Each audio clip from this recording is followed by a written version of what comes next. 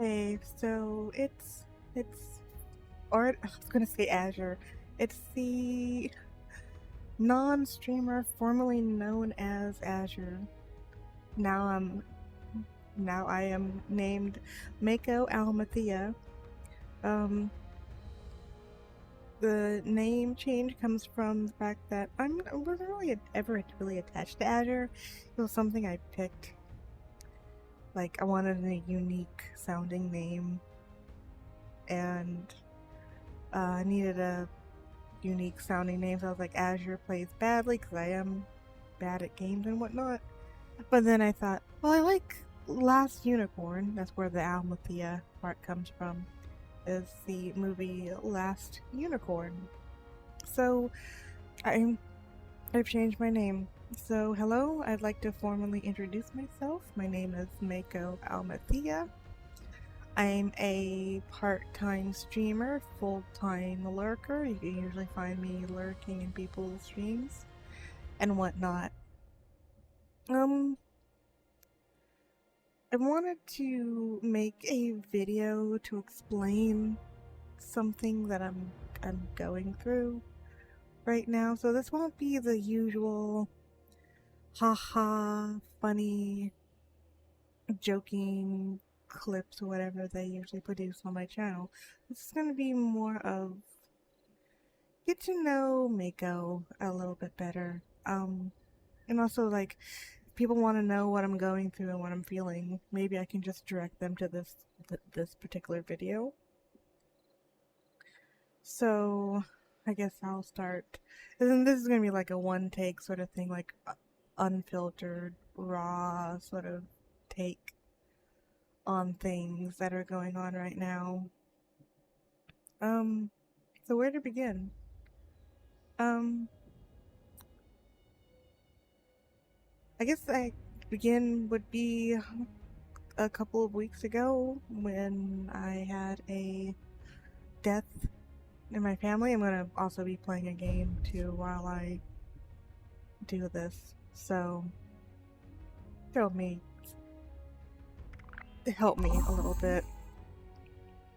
Hopefully it sounds okay. Um,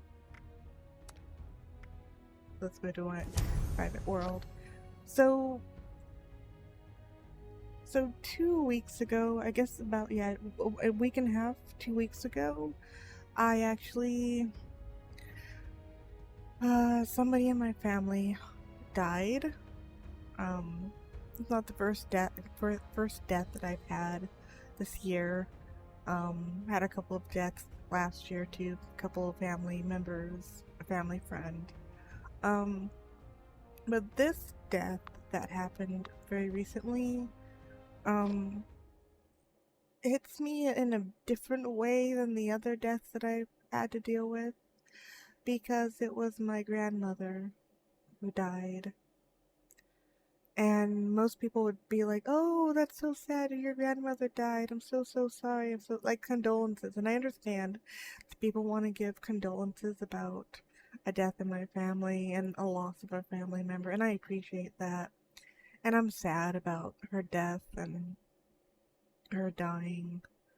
Um, just as a normal response, I think that most people would have towards somebody that they know and grew up with, family member dying. But it also comes with complications because she was not a very nice person at all. She was racist. She was very religious. She was very domineering, mean. She was not. He was not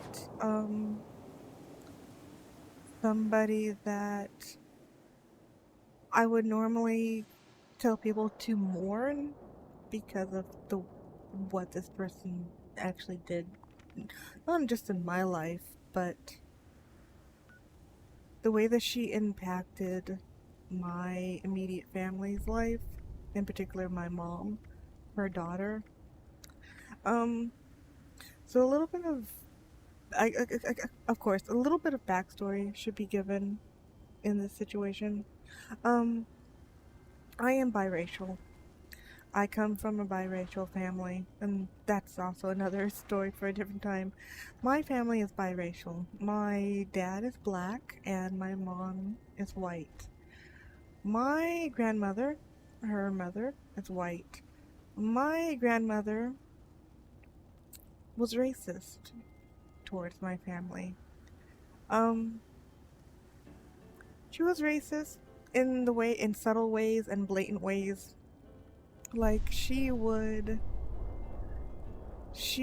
favor my she would favor my white cousins. She would buy them gifts, take them to Disneyland. Basically like neglect her relationship with me and my siblings in favor of my white cousins. Um, like that sort of thing. Like I would see my white cousins being taken to trips, and like I loved horses all my entire life. I loved horses. My cousin copied me basically and started liking horses too as well. And because of that, she was purchased a couple of horses by my grandmother.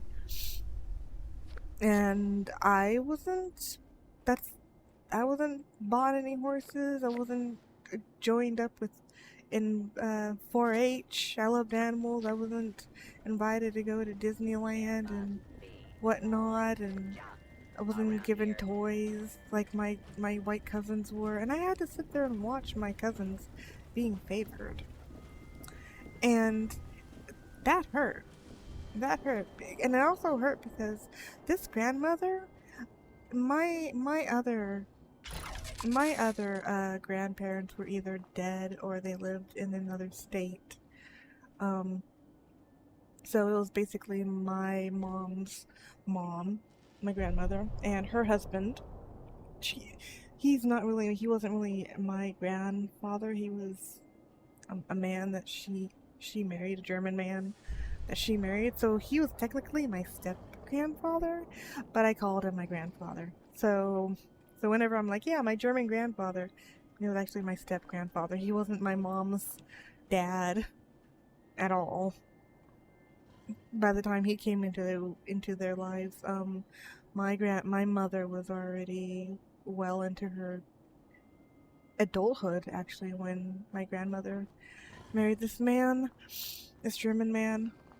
And he was also racist as well. He had all the money and she was spending it on my white cousins, and he doted on my white cousins. And the only time I really heard from him was when they would come and visit us, and then I would see him. And he was a pleasant man, and he was nice, but he was more covert with his racism.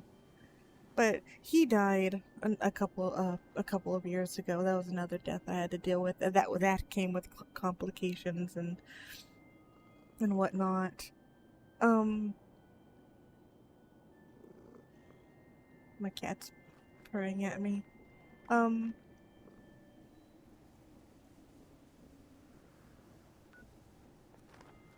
so that was an experience, basically, of racist grandparents to be raised around, and the only grandparent that actually gave me any sort of attention died when I was 10. My great grandmother, my grandmother's mother, was the grandmother that I had a relationship with up until I was 10 when she died. So, and then when she died, her mom didn't even comfort me. Like, like, like, I was left in the wind without a doting grandparent, and my white cousin was like being doted on and whatnot, and she wasn't even close to my great grandmother like I was. So I basically lost the only grandparent that ever really loved me when I was 10. So let's fast forward years of racism and whatnot from my grandparent, my grandmother, and why it's so complicated. and how the racism made it so complicated. So my mom got pregnant by my dad when she was 19, unmarried and whatnot, and the racism showed its ugly face then. I mean, I guess my grandmother and my grandfather, my mom's mom, would say the N-word blatantly while she was growing up, and they were trying to teach her to be racist and whatnot. And she grew up loving black men. That's not funny, but it's just the way it happened. So when she became 19 and she got pregnant by my dad, my grandmother, the one that died 2 weeks ago, when she found out that my mom was pregnant by my dad, she basically gave my mom an ultimatum and said either my mom gets an abortion and aborts my oldest brother, my oldest sibling, my oldest brother, or if she doesn't do that, she's out of the home. She's kicked out of the home. My mom didn't really have that much of an education, and she was still dependent on my grandmother and whatnot. And my mom chose to keep my oldest brother and go against my grandmother's wishes. And so that was first of many times that my grandmother disowned my mom because my mom would not have an abortion. She would not abort her son. And mind you, this was my grandmother's first grandbaby. So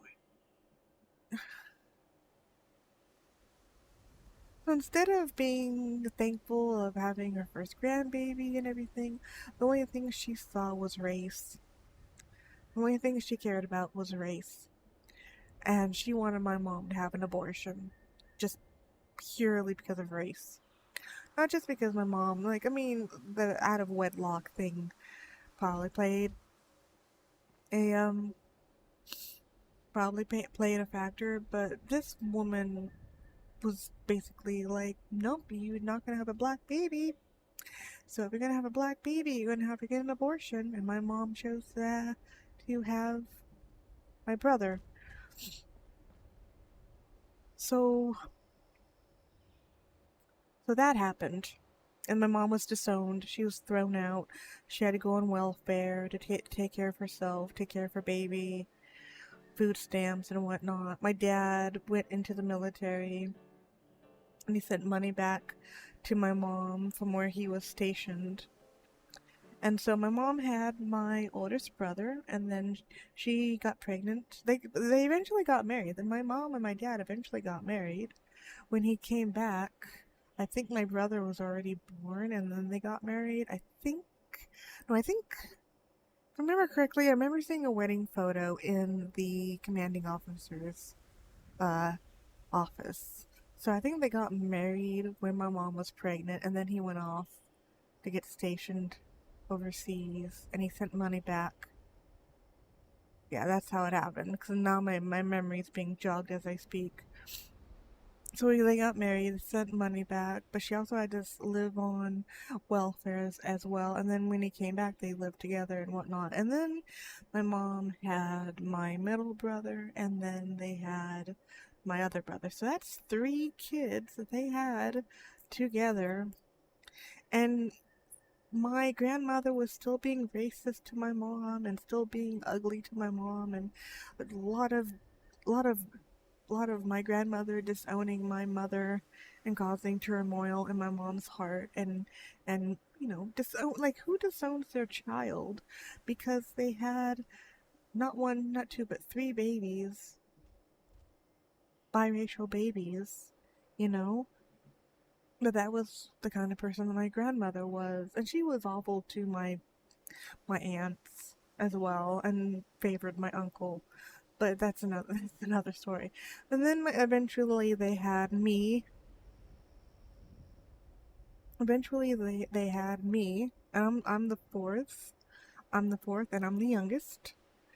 And even after having me and bringing me into the family and whatnot, that's another story. My grandmother, like my grandmother, I think yeah, like I think that my parents were together and like 10 plus years by this time, and my grandmother still could not accept that her daughter had a black husband and biracial kids. It's like, get over it. These kids are not going anywhere. Get over it. One of my earliest memories, basically, was a group of memories, but some of my earliest memories were was my mom crying a whole lot whenever my grandmother would call on the phone in the mornings. It would happen in the mornings when she'd be getting me ready for school, my brothers ready for school. It would happen on the weekends. Without fail, in the morning, the landline would ring, and it would most likely be my grandmother, and it would be confirmed by the aura and energy and facial expression of my mom. And eventually it would be my mom would be, eventually by the time like 30-40 minutes of being on the phone with my grandmother and hearing my grandmother berating her about having biracial kids yet again, and how she ruined her life, and yada yada, like 10 plus years again, 10 plus years, and I'm like 4 or 5 when these I remember these phone calls happening. And then seeing my mom literally like crumple up either on her bed or in her bathroom, bawling her eyes out, wondering why her mom hates her so much and hates her kids and hates her husband so much. And I would come in and give her like tissues or toilet paper to wipe her tears. And I'm like 4 or 5. I'm like literally like a toddler, basically, seeing my mom in this state to the point where like almost like not daily, but it happened so often where I started associating the phone with sadness, the phone with stress. Phone's ringing, mom's gonna be stressed because most likely gonna be grandmother. That's probably why to this day why I hate it when people call me, because I still associate it with stress, because I get stressed when I have to deal with people on the phone. So some of my earliest memories were my mom crumpled on the ground, on the floor of on the toilet, or on the bathroom floor, or on her bed crying and bawling, wondering why her mom hates her so much in her family and why can't her mom treat her better, and me having to wipe her tears and get Kleenex and tissue. So that was like my formidable years being shaped by this woman's actions towards my mom and crying. And it happened all throughout my life. This woman causing my mom stress, particularly about what color of man my mom chose to be with. And my grandmother would say things like, she would call us tar babies. I remember one time we were in the kitchen of our house, and I was scooping out chow mein because we had got some Chinese food, and I was like 15 or so, and I just heard, "Yeah, you guys are like tar babies, aren't you? Like you like your dad's dark like a tar baby." And if anybody knows what a tar baby is, good for you. You're educated about racial slurs and what a tar baby is. Basically, it's like what they would refer to black people, I think, in the 1920s and 30s. I believe it comes from Song of the South Disney movie. Either comes from it or it was referenced in that movie. I don't remember. I just remember always knowing what a tar baby is. And then hearing my grandmother refer to her biracial grandkids and her son-in-law as tar babies while we're trying to get dinner. Like, it just flew out of her mouth like no big no big deal.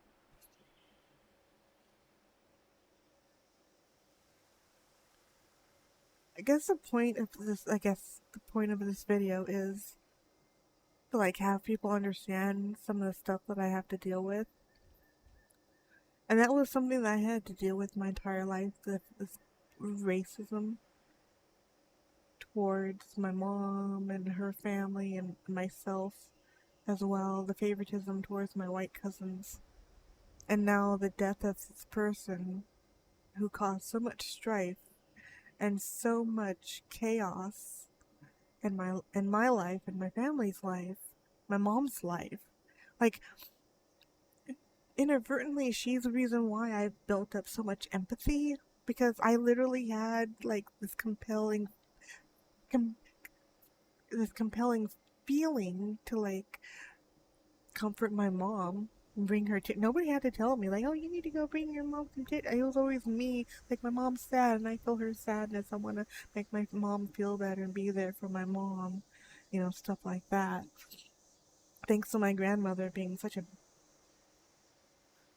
awful person and making my mom cry, and seeing her crying at a young age, me seeing her at a young age, seeing my mom cry, and now she's dead. And it wasn't just I mean, and she would be racist towards my nephews and my nieces. They're also biracial as well.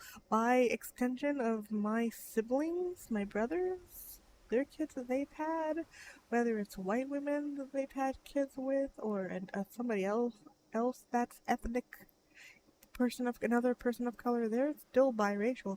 And my grandmother would show racism towards them as well. She would comment on the darkness of my niece's skin, and that if she spent too much time in the sun, she'll get too dark, and like stuff like that, or making comments about the dress that she picked and whatnot. And just it got to the point where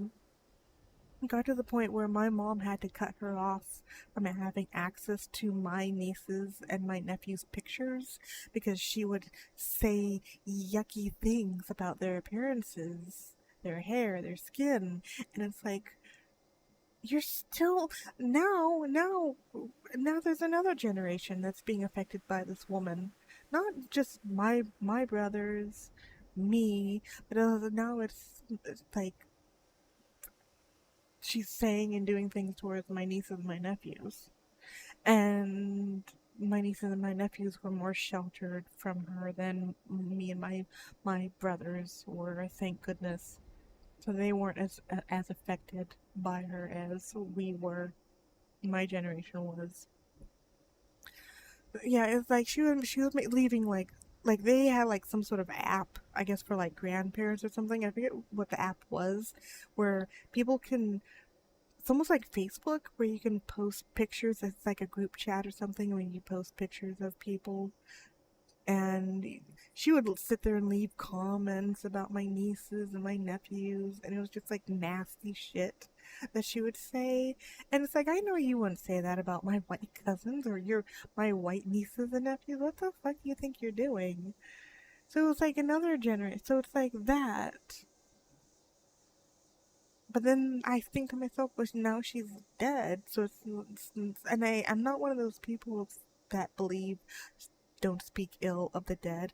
If somebody wants to not be spoken ill of, like, don't do bad things. So it's not like speaking ill of her, it's saying the thing that she did in her lifetime that has left a lasting impression on people. But now it's like, I'm sad that she's dead. I didn't want her to die or leave a legacy of drama and stuff,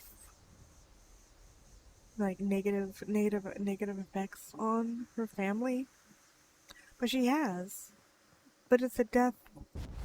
It's a death regardless. It's a death that it's a death regardless.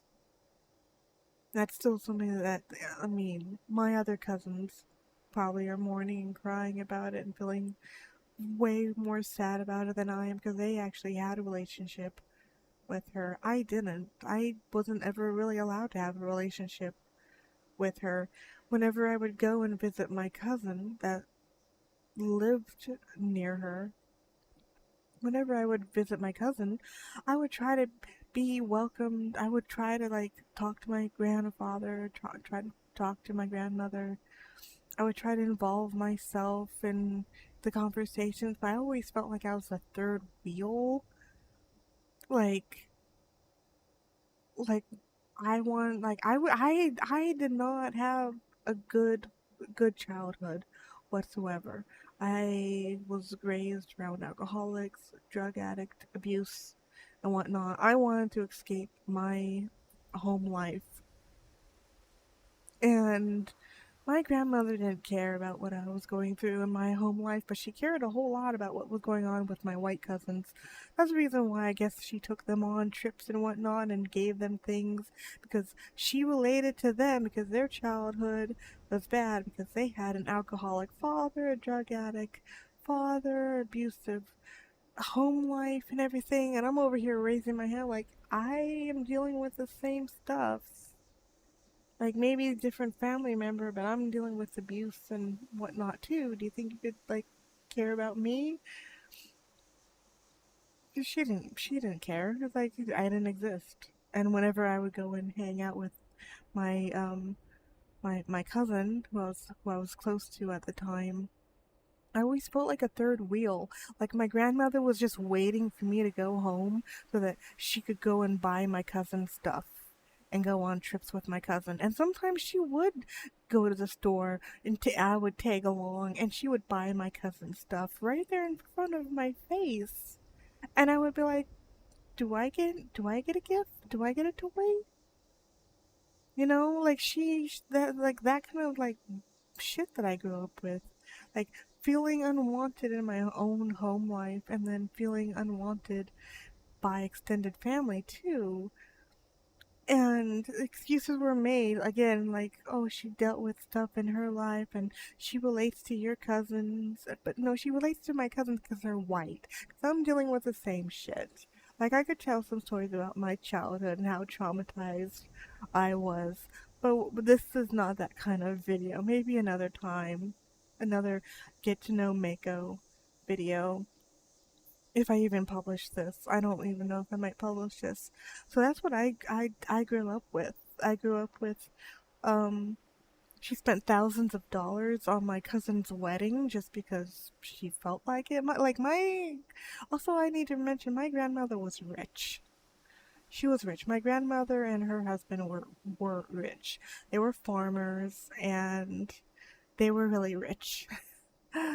really, really, really rich. They were very rich, spared no expenses, rich kind of person, kind of couple.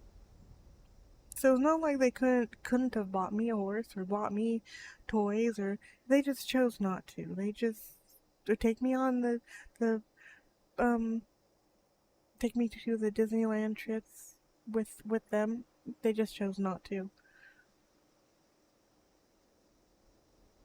Got a lot of knitted things, homemade stockings and slippers, but didn't get a horse or, you know, and maybe that's petty of me, but if I wish people would understand what that feels like to watch your grandmother go, hey, you want to have a little toy? Yeah, let's go to the, you want a toy? Oh, Mako, you want something? No. You just need to go home. And then, yeah, like literally I would go home and I would be told by my cousin, Grammy bought me this. I'm like, I was just there. Grammy bought me 2 horses.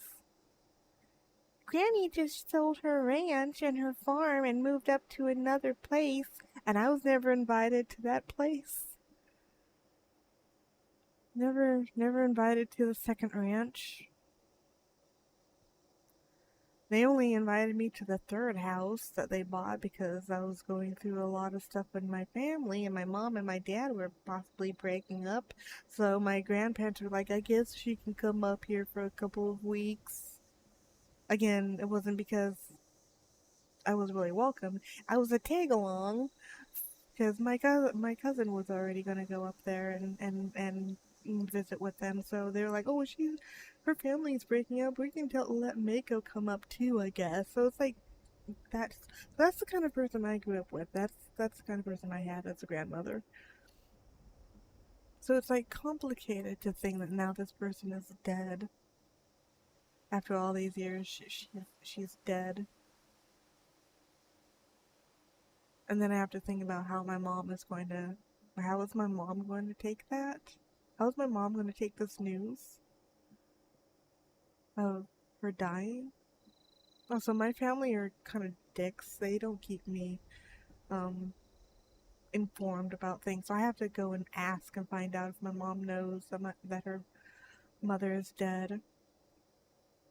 And the other reason why that's something that's also stressing me out is because my mom is not cognitively all there. Um, sometime last summer, um, my mom actually had a heart attack, and from that heart attack, they put a stent in her vein, and when they put the stent in her vein, the plaque that was in her arteries basically moved up to her brain and caused her to have mini strokes. And from those mini strokes, caused her right arm and her right leg to become paralyzed. She's gone through rehab, she's gone through physical therapy, but her arm and her leg are basically still lumps of flesh. And she's basically bedridden, and also because of the strokes, her speech is not all the way there. Like, you can see that her brain is working out a thought that she wants to say, but it gets jumbled when she tries to say it. And also, cognitively, she's not all the way there. Like, she recognizes my face, but she gets my name wrong a lot of the time. She's calling me the names of my dead aunts, um, my uncle, everybody else except for my name.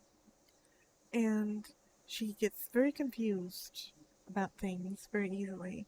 So the other thing that's been on my mind is my mom cognitively okay to be told that her mother is dead?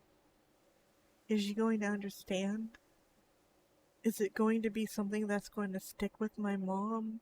Like how sometimes people that have had strokes or are not cognitively all there, sometimes being told news like that can really devastate them. But then it's other times like, do you tell them? So it's like that sort of like dilemma of, does my mom know?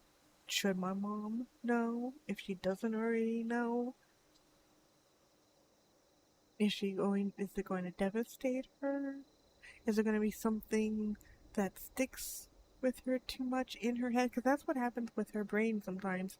Like a thought or an emotion gets stuck in my mom's brain. Because she's also on the cusp of having dementia as well, as well as the effects of the strokes of her brain on her brain. She also is on the cusp of dementia.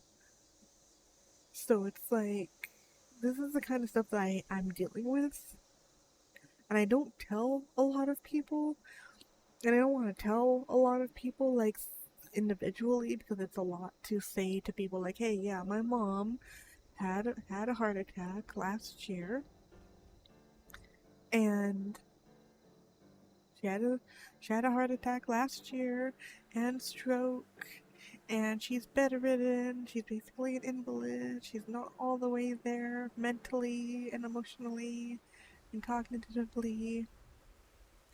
And now her mom is dead. Can she handle the news? A family member is dead.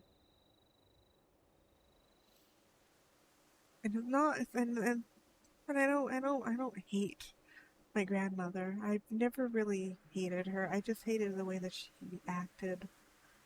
And the thing that bothers me about this is that she wasted time Like I really wanted a grandmother.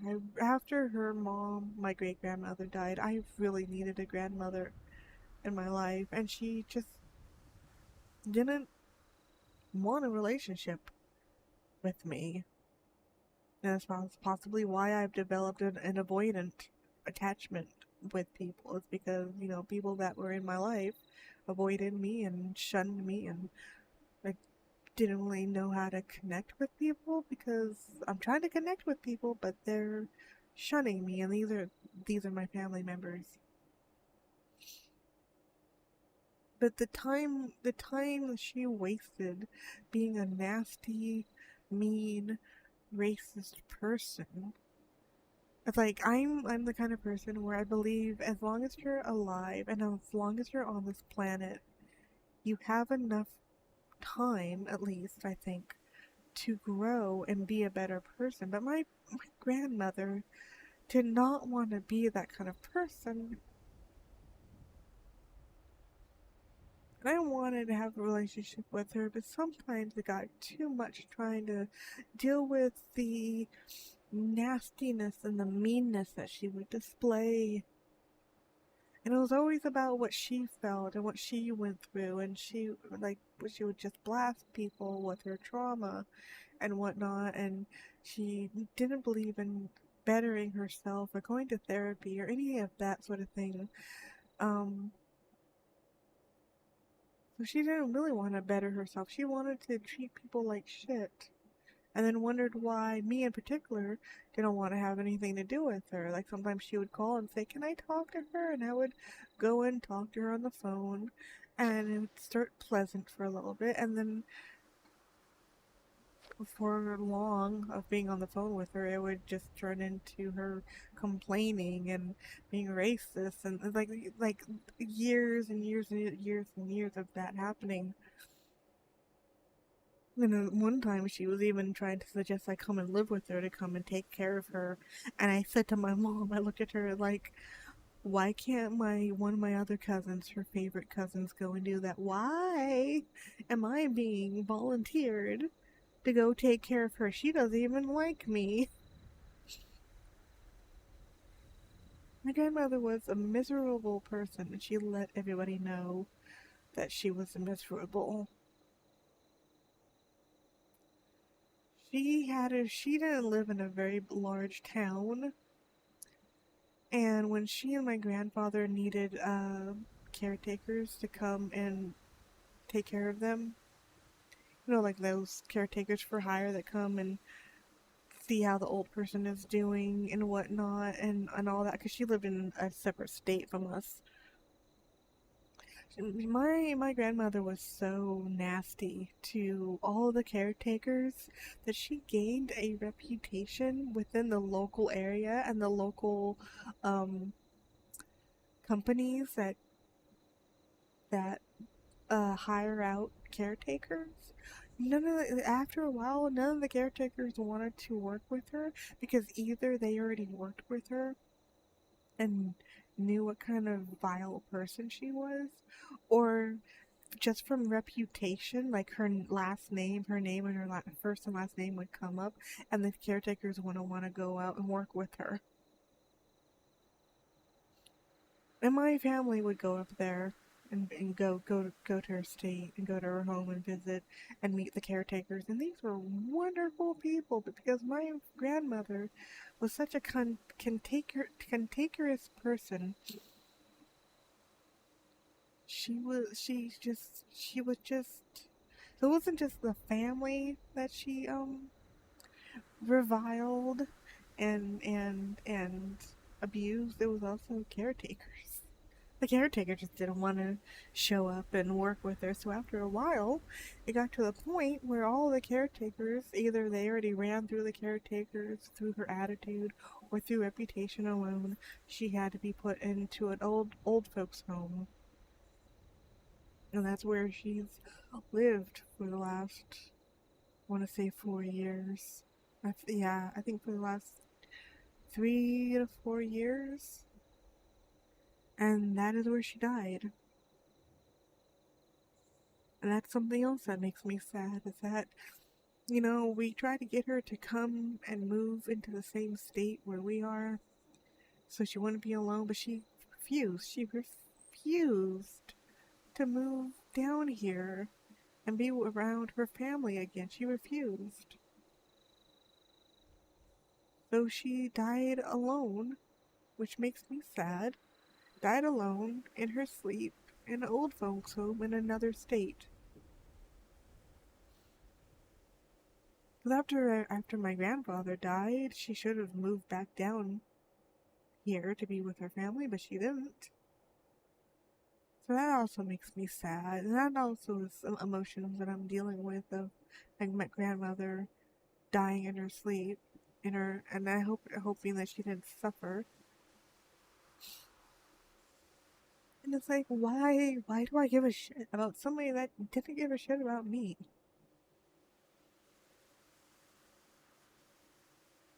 Like this woman told my mom to get an abortion. Didn't even want my oldest brother to live. Told my mother to get an abortion. Was not happy when my mom was probably most likely not happy when my second brother was born. Probably was not happy when my third brother was born, and most likely wasn't happy when I was born and brought into the family. You know? And it's like, why do I feel anything towards this hateful person? Why do I feel complicated emotions about this person who shunned me my entire life, shunned my siblings, shunned and disowned my mom? Like, I was there when my mom was disowned the last time.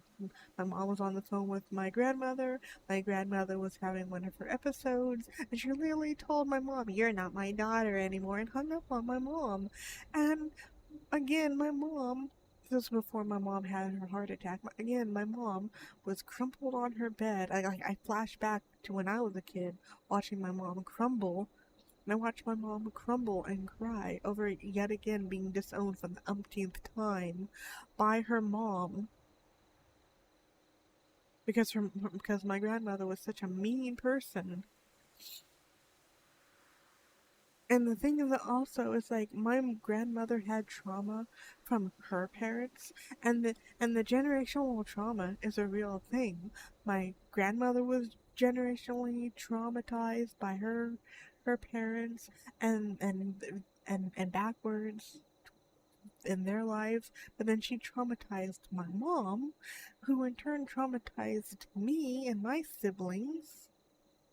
So the generational curse and trauma existed. Like my mom, I saw my mom like in real time being traumatized by my grandmother, and then having to experience my own childhood where I'm being traumatized as well, and as an adult having to admit and acknowledge that I was traumatized by my mom because she was traumatized by her mom. And all these like emotions and thoughts and whatnot coming through my head and whatnot, and like again having emotions and sadness over somebody dying who maybe doesn't really deserve my sadness and whatnot. So this is why I say to people, like, I don't really want to talk about it too much because it's complicated. It's not just that I had a death in my family. It's like a momentous death in my family of somebody who traumatized my mom, who traumatized me. So this is like seeing the person that caused what's the reason behind some of my trauma, like, die. And it's not like I don't feel relief at all. I feel like sadness about it. And then again, worrying about how my mom's going to handle the news, and if she's okay, you know. So it's like anybody that's like listening to this, like, I appreciate you listening to me ramble about this and why things that are going on in my head right now are so hard to put into words. Why I'm not like going around to everybody saying, yes, I had a death in my family. This is what I'm going through. This is what I'm going through. Yada, yada, yada. Because it's like, I don't know how to tell people in an individual sense of why it's why this death is so complicated and why it's hard to deal with. Like, before my mom had her heart attack last year, my cousin died of a heart attack. Like, within the week, like, the week before my mom had her heart attack, her cousin, died of a heart attack. So it was like, death of my cousin, and then my mom's heart attack, and then I believe, like I had a family I've had a couple of family members die. I had a family friend die, and then now it's like my grandmother is dead, and it's like stress. Mako's been underneath a lot of stress the last few years, and then I have to deal with the triggers of my ex and still healing from that abusive narcissistic relationship that's from years ago and stuff like that. So I have like a lot of stuff that's going on in my head.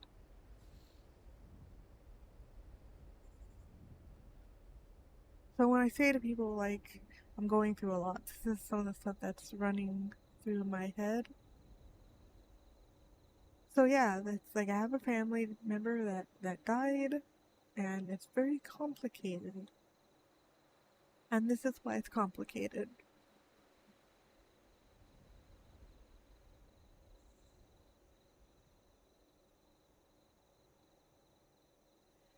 And I'm not. I'll process it, but it'll take a while for me to process. And I wish I could say that was okay, but I'm really not.